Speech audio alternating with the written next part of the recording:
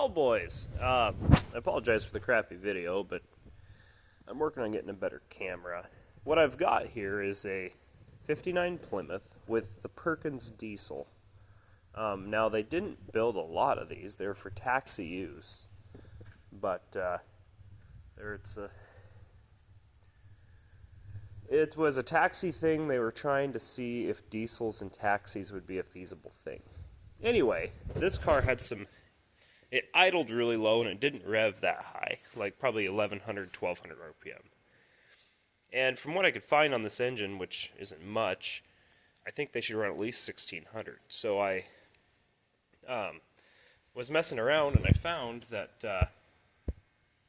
down here on the injection pump, this nut looked like something. Now what this line here does is it goes the other side, and this engine has a throttle blade, which for a diesel is unheard of. This is a throttle blade on this throttle, and this line is some sort of vacuum signal to the injection pump, and I think that's how it's governed as well, because as the engine revs up, the vacuum comes up to a certain point and then levels off.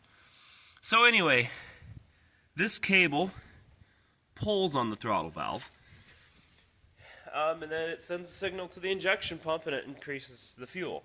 So anyway, I found that if you back the jam nut off and run this in, I used a punch and I spun it in, it increased the idle RPM also from like 300 to probably 700. So I think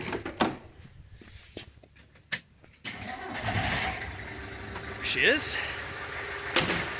So here we are. That's like a normal idle.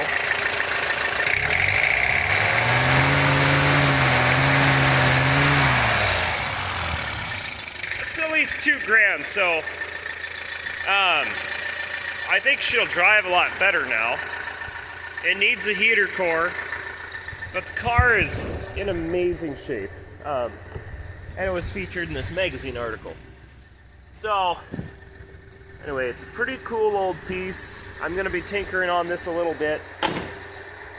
I have a spare engine for it, in fact. And I'm tempted to turbo an engine and put it in the car.